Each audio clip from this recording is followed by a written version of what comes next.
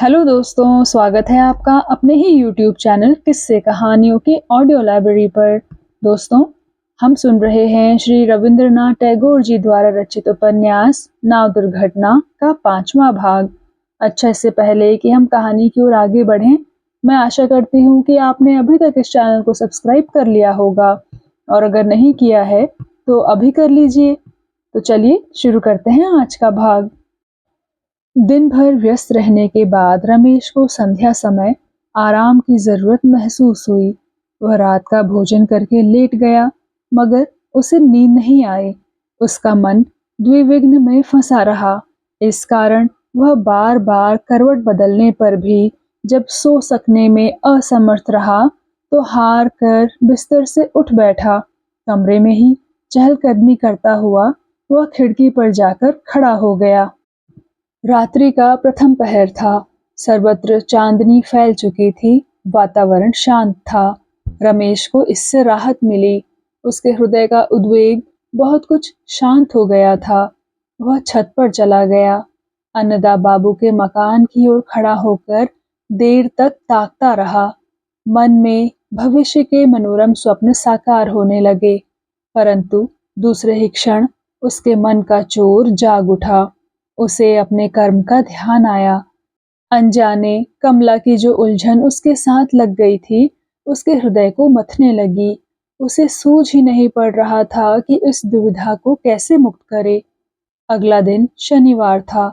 योगेंद्र शनिवार की सुबह ही यात्रा से घर लौट कर आया, मगर जब उसने द्वार पर विवाह के चिन्ह न देखे तो परेशान हो गया। उसे आशा थी कि उसके द्वार पर तोरण बंध गया होगा, घर में विवाह की चहल पहल होगी। उसने सोचा कि कहीं कोई बीमार तो नहीं, मगर घर में प्रवेश करते ही उसकी यह शंका निर्मूल हो गई। उसने देखा कि चाय की मेज पर नाश्ता सजा रखा है। उसके पिता चाय पीते हुए अखबार पढ़ रहे हैं। योगेंद्र ने कमरे में घुसते ही पूछा, हेम कैसी है? अन्नदा बाबू बोले, अच्छी है। योगेंद्र ने कहा, विवाह की क्या तैयारी नहीं है? अन्नदा बाबू बोले, वह अगले रविवार को होगा। योगेंद्र ने पूछा, क्यों?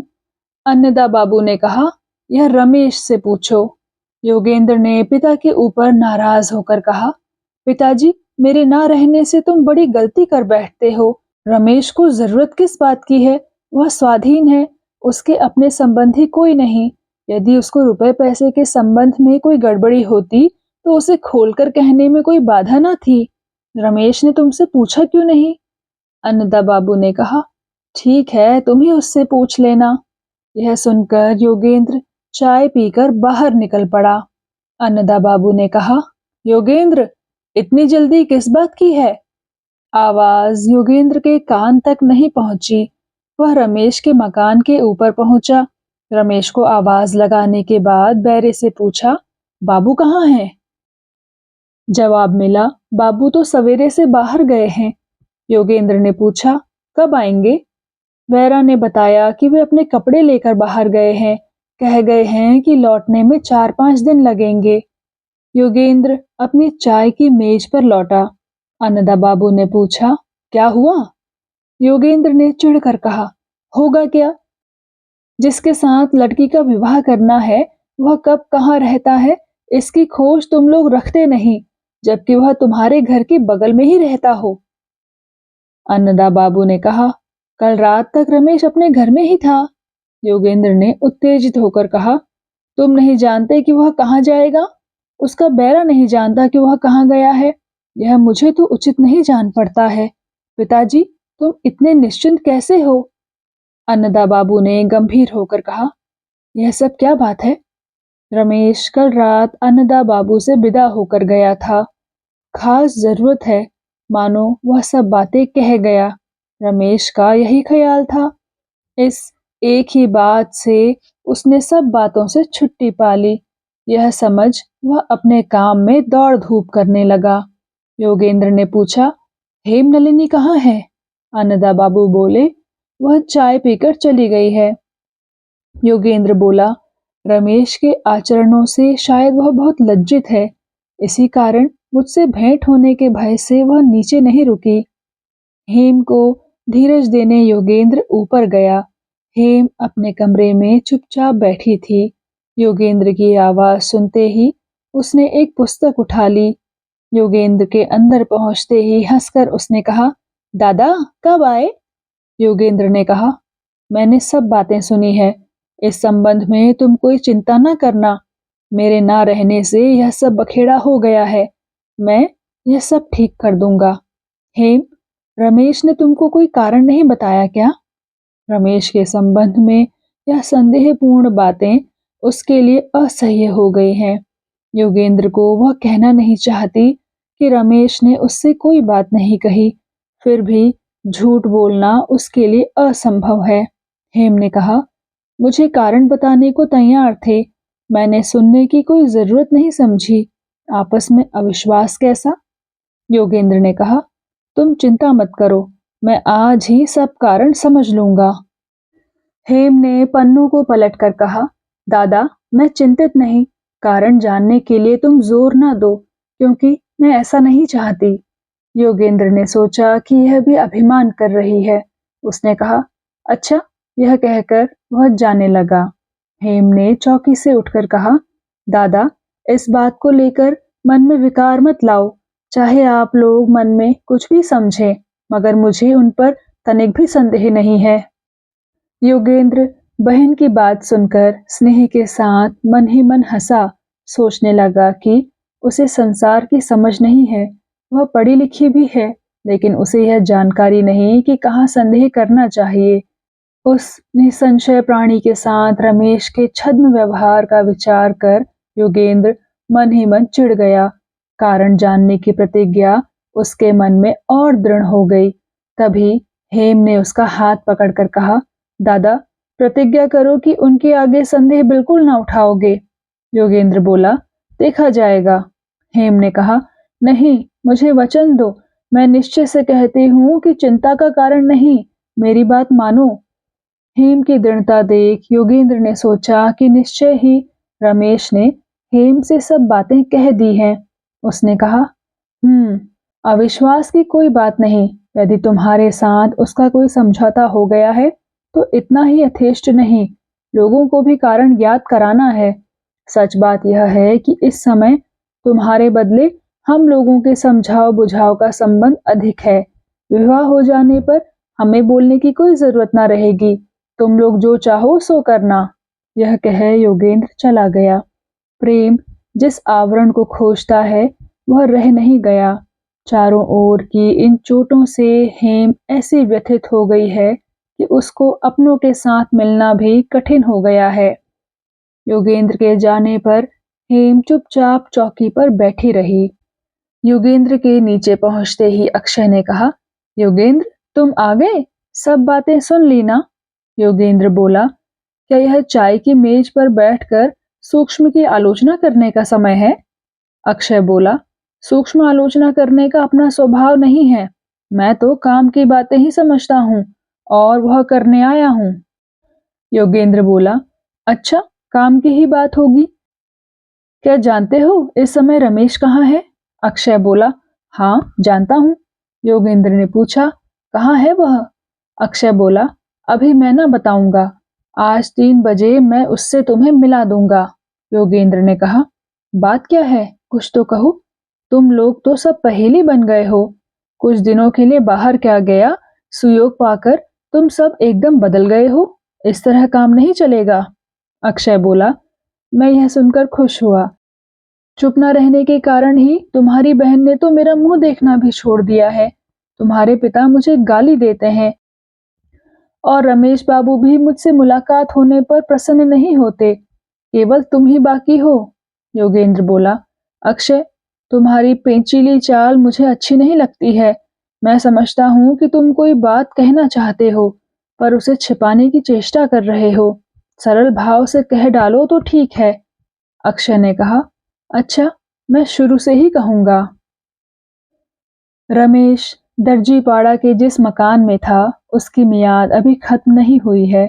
उसे किसी को किराए पर देने के संबंध में रमेश को विचार करने का अवसर भी नहीं मिला। वह उधर कई महीने से सांसारिक बाहरी दौड़ में पड़ा है। नुकसान और फायदे का उसने विचार भी नहीं किया। रमेश ने सवेरे ही दर्जीपाड़ा का घर द्वार साफ करा लिया है, चौकी पर बिछौना बिछवाया और भोजन का प्रबंध कर रहा है। आज स्कूल से कमला आएगी, वह उसके आने की प्रतीक्षा में चौकी पर लेट भविष्य की बातें सोचने लगा। रमेश ने निश्चय किया कि अभी वह कमला से कुछ न कहेगा। विवाह के बाद हेम को सच्चा इतिहास सुनाएगा।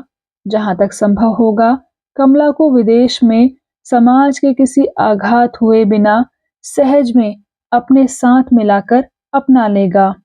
उस समय दोपहर था।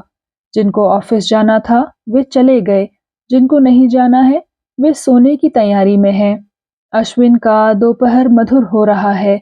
रमेश अपने निर्जन स्थान में निस्तब्ध बैठा कल्पनाओं में डूबा है। इसी समय गाड़ी की आवाज सुनाई दी। गाड़ी रमेश के द्वार पर आकर लगी। रमेश समझ गया कि गाड़ी कमला को पहुंचाने आई है। वह चंचल हो उठा। कमला को वह किस रूप में देखेगा, कैसे बातचीत होगी, कमला उससे कैसे मिलेगी, यह सब बातें उसे आंदोलित करने लगी। नीचे नौकर थे, उसने बक्स वगैरह ऊपर पहुंचाया। इसके बाद कमला घर के दरवाजे तक आकर रुक गई, भीतर नहीं आई। रमेश ने कहा, कमला आओ ना। कमला ने संकोच से घर में प्रवेश किया। छुट्टी के समय रमेश उसे विद्यालय में ही रखना चाहता था।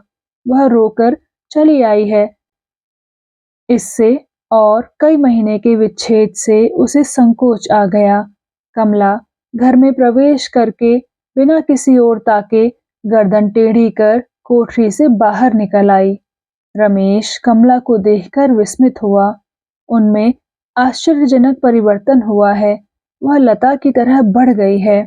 गांव में स्वास्थ्य परिपुष्टता न थी। गोल मुखड़े ने लंबाई के रूप में विशेषता प्राप्त की है। गालों की श्यामलता कोमल गुलाबी हो गई है। अब उसके हाव भाव में किसी प्रकार की जड़ता नहीं है। कमला ने सौंदर्य व विकास प्राप्त कर एकाएक रमेश के मन में चिहुक पैदा कर दी है। वह इसके लिए तैयार नहीं था। वह उसे पहले एकदम निहारता ही रहा। उसे इस प्रकार खड़ा देख रमेश को परिस्थिति का ज्ञान हुआ। वह बोला, कमला आओ यहाँ बैठो। कमला चौकी पर बैठ गई। रमेश ने पूछा, तुम्हारी पढ़ाई कैसी चल रही है? कमला ने संक्षेप में कहा, ठीक है। रमेश ने कहा, जान पड़ता है कि तुमने कुछ खाया नहीं है, तुम्हारा खाना तैयार है। कमला बोली, मैं खाकर आई हूँ। रमेश बोला, कुछ ना खाओगी, मिठाई या फल भी नहीं? कमला ने सिर हिला दिया। रमेश ने सेब, नाशपाती और बेदाना उसके सामने रखा और कहा, कमला तुम कुछ खाती नहीं हो, लेकिन मुझे भूख लगी है, मैं अब सब्र नहीं कर सकता। कमला हंस पड़ी। इस हंसी से दोनों के हृदयों का कोहरा दूर हो गया। रमेश छुरी लेकर सेब तराशने लगा, लेकिन हाथ से काम करने का अभ्यास न होने के कारण उसका फूहड़ तरीका देख कमला खिलखिलाकर हंसने लगी। रमेश ने पूछा, क्या मैं ठीक तरह से काट नहीं सकता, इसी से तुम हंस रही हो? तुम तराश दो, देखो तुम्हारा शऊर। मेरा काम तुमको पसंद ही नहीं। कमला बोली, हंसुआ से काट सकती हूँ। रमेश ने एक नौकर को बुलाकर कहा, हंसुआ ले आओ। नौकर हंसुआ ले आया। कमला जूते उतार नीचे बैठी और मुस्कुराती हुई निपुण हाथों से छिलका उतार चकत्ते काटने लगी। रमेश उसके सामने जमीन में बैठ फल के टुकड़ों को थाली में रखने लगा। रमेश ने कहा, तुम्हें भी खाना पड़ेगा। कमला बोली, नहीं, मैं नहीं खाऊंगी। रमेश ने कहा, तब मैं भी ना खाऊंगा। कमला ने रमेश की ओर निगाह उठाकर कहा, पहले तुम खा लो, फिर मैं खा लूंगी। रमेश ने कहा, धोखा ना देना। कमला ने गंभीरता से सिर हिलाकर कहा, नहीं, सच कहती हूँ। इस प्रतिज्ञा से संतुष्ट हो रमेश ने थाली से एक टुकड़ा उठाकर मुंह में डाला। एकाएक उसका हाथ रुक गया। उसने सामने ही दरवाजे के बाहर योगेंद्र और अक्षय को खड़े देखा। अक्षय ने कहा, रमेश बाबू, क्षमा कीजिए, हम समझ रहे थे कि आप यहाँ अकेले ही हैं। योगेंद्र ने एकाएक इस प्रकार आकर उचित नहीं किया। हम नीचे चलकर ही बैठते हैं। कमला उठ बैठी। कमरे से निकलने की राह में ही वे दोनों खड़े हैं। योगेंद्र ने थोड़ा खिसक कर रास्ता छोड़ दिया, लेकिन कमला के चेहरे से उसकी निगाहें न हटी। उसने उसे घूर कर अच्छी तरह देखा। कमला दूसरी कोठरी में चली गई। तब योगेंद्र ने पूछा, रमेश, यह कौन है? रमेश बोला, मेरी एक संबंधिनी है। योगेंद्र ने पूछा, कैसी संबंधिनी? मैंने तुमसे तुम्हारे संबंधियों की बातें सुनी हैं। इसके संबंध में कोई बात सुनने में नहीं आई है। अक्षय बोला, योगेंद्र, क्या कोई ऐसी बात नहीं हो सकती जिसे अपने मित्र से छिपाना पड़ता है? योगेंद्र बोला, रमेश, क्या यह गुप्त बात है जो तुम मुझे नहीं बता सके? रमेश ने चेहरा लाल कर कहा, हाँ, गुप्त है। इस संबंध में मैं तुमसे कोई आलोचना नहीं करना चाहता। योगेंद्र बोला, लेकिन दुर्भाग्य से मैं तुम्हारी गुप्त बात को अच्छी तरह जानता हूँ। हाँ, यदि हेम के साथ तुम्हारे विवाह की बात ना होती तो तुम चाहे जो करो, मगर अब तुम्हारे और हेम के संबंधों के कारण मुझे यह गुप्त बात जाननी ही पड़ेगी। रमेश बोला, मैं तुम्हें केवल इतना ही बता सकता हूँ कि संसार में किसी के साथ मेरा ऐसा कोई संबंध नहीं है जिससे हेम के पवित्र संबंध से किसी तरह का वास्ता हो। योगेंद्र ने कहा, तुम्हारे विचार से कोई बाधा नहीं हो सकती, मगर हमें हो सकती है। मैं तुमसे पूछता हूँ कि जिसके साथ तुम्हारा जो संबंध है उसे छिपाने का कारण क्या है? रमेश बोला, यदि कारण ही बता दूं तो गुप्त बात कहाँ रही? तुम मुझे बचपन से जानते हो, इसलिए कारण ना पूछकर मेरी बात पर विश्वास रखो। योगेंद्र ने पूछा, क्या इसी लड़की का नाम कमला है? रमेश ने कहा, हाँ, यही कमला है। योगेंद्र बोला, तुमने अपनी स्त्री के नाम से इसका परिचय दिया है या नहीं? रमेश बोला, हाँ, दिया है। योगेंद्र ने कहा, तब भी तुम पर विश्वास रखना चाहिए। तुम हम लोगों के आगे साबित करना चाहते हो कि तुम्हारी स्त्री नहीं है। दूसरों को तुमने यही बताया है कि यह तुम्हारी स्त्री है। आखिर राज क्या है? अक्षय बोला, विद्यालय के नियमों के विरुद्ध यह बात व्यवहार में लाई नहीं जा सकती, लेकिन योगेंद्र, संसार में दो पक्षों के लिए दो प्रकार की बातें कही जाती हैं। खास हालातों में इसकी जरूरत पड़ती है। इसमें एक तो सत्य है ही। हो सकता है कि रमेश बाबू तुमसे जो कहते हैं वह सत्य हो। स्कूल में दाखिल कराते समय इनको असत्य कहना पड़ा हो। रमेश बोला, मैं तुमसे केवल इतना ही कहता हूँ कि हेम के साथ विवाह करना मेरे लिए कर्तव्य विरुद्ध न होगा। कमला के संबंध में तुम लोगों को बताने में बहुत सी बाधाएं हैं। चाहे तुम मुझ पर संदेह ही क्यों ना करो, मैं उनके साथ अन्याय नहीं करूंगा। अपने सुख दुख और मान अपमान का विषय होता तो मैं तुमसे कभी न छिपाता, लेकिन दूसरे के लिए मैं अन्याय नहीं कर सकता। योगेंद्र ने पूछा, हेम से तुमने यह सब बातें कही हैं? रमेश बोला, नहीं, सोचा कि विवाह के बाद उससे कह दूंगा। यदि वह इच्छा करे तो अब भी मैं उससे कह सकता हूँ। योगेंद्र ने कहा, क्या मैं कमला से इसके संबंध में प्रश्न कर सकता हूँ? रमेश बोला, नहीं, अगर तुम मुझे अपराधी समझते हो तो मेरा उचित विधान कर सकते हो, लेकिन तुम लोगों के सामने मैं निर्दोष कमला को खड़ा नहीं कर सकता। योगेंद्र बोला, सवाल जवाब करने की हमें जरूरत भी नहीं है। जो मालूम करना था सबूत मिल गया है। मैं तुमसे स्पष्ट कहता हूँ कि यदि तुम मेरे घर में प्रवेश करने की चेष्टा करोगे तो तुम्हें अपमानित होना पड़ेगा। रमेश चुपचाप बैठा रहा। योगेंद्र बोला, हेम को तुम पत्र भी लिख ना सकोगे, उसके साथ तुम्हारा कोई संबंध ना रहे। यदि ऐसा ना करोगे तो जिस बात को तुम गुप्त रखना चाहते हो उसे मैं सब लोगों के आगे प्रकट कर दूंगा। अभी अगर मुझसे कोई पूछेगा कि तुम्हारे साथ हेम का विवाह क्यों छूट गया तो मैं कह दूंगा कि इस विवाह में मेरी सम्मति नहीं थी। मैं किसी को तुम्हारी यह गुप्त बात नहीं बताऊंगा, लेकिन यदि तुम सावधान न रहोगे तो सब बातें खुल जाएंगी। जो मैं अपने को दबाए हुए हूँ वह तुम्हारे ऊपर दया करके नहीं, वरन इसके साथ मेरी बहन का लगाव है। इसी से तुम इतने सहज छुटकारा पा गए। यदि लज्जा और अपमान का भय तुमको है तो मेरी बात पर लापरवाही ना करना। अक्षय बोला, योगेंद्र, रमेश बाबू निरुत्तर हो गए हैं। अब भी तुम्हारे मन में दया नहीं आती? चलो। वे दोनों चले गए। रमेश पत्थर की मूर्ति की तरह बैठा रहा, लेकिन उसे याद आया कि कमला अकेली है। वह उठ बैठा। उसने जाकर देखा कि कमला खिड़की खोलकर चुप बैठी है। रमेश के पैरों की आवाज सुन उसने मुंह फेरा। रमेश उसके पास ही बैठ गया। कमला ने पूछा, यह दोनों कौन थे? आज हमारे स्कूल भी गए थे। रमेश ने पूछा, स्कूल गए थे? कमला बोली, हाँ, यह लोग तुम्हारे संबंध में पूछताछ कर रहे थे। रमेश ने पूछा, यह पूछते होंगे कि तुम मेरी कौन हो? कमला ने लज्जा करना नहीं सीखा था। तब भी रमेश की इस बात से उसका चेहरा लाल हो गया।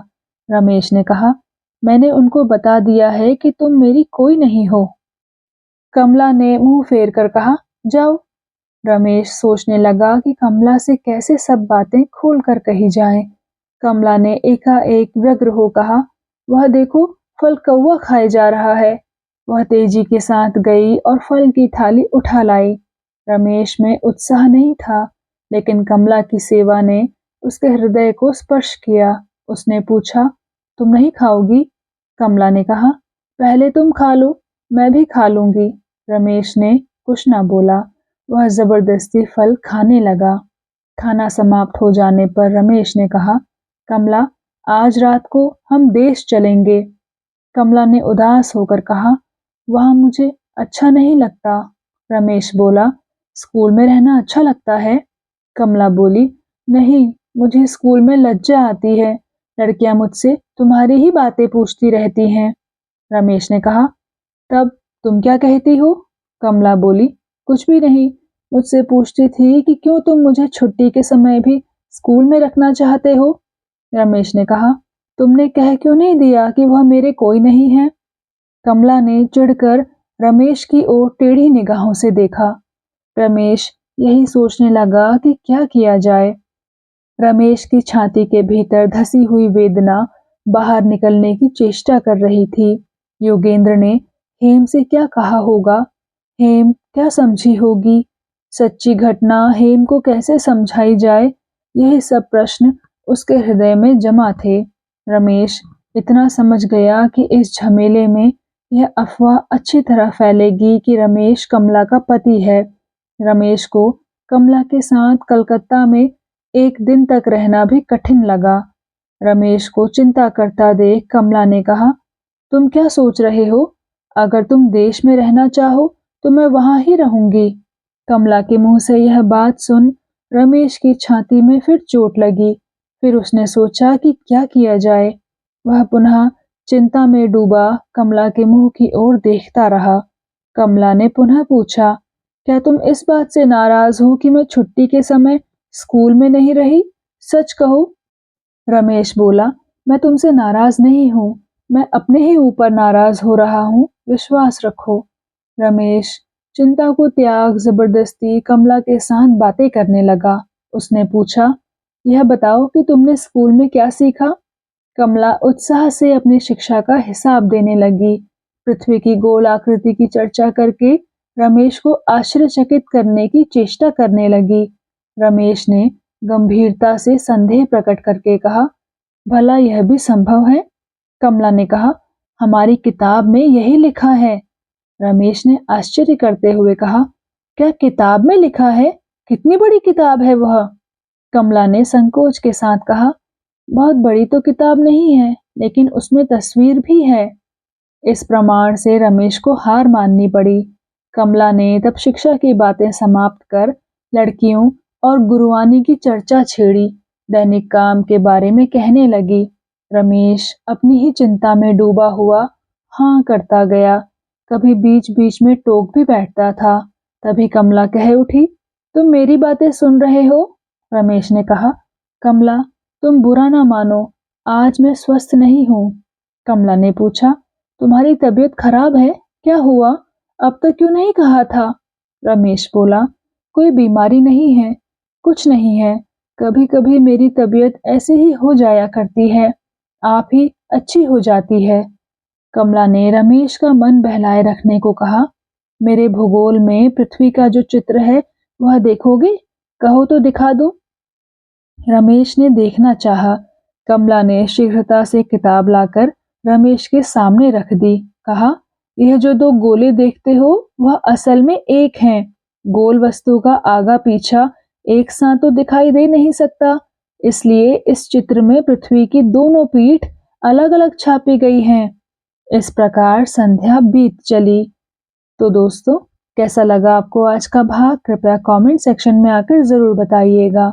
मैं मिलूंगी आपसे इस कहानी के अगले भाग के साथ। तब तक के लिए धन्यवाद।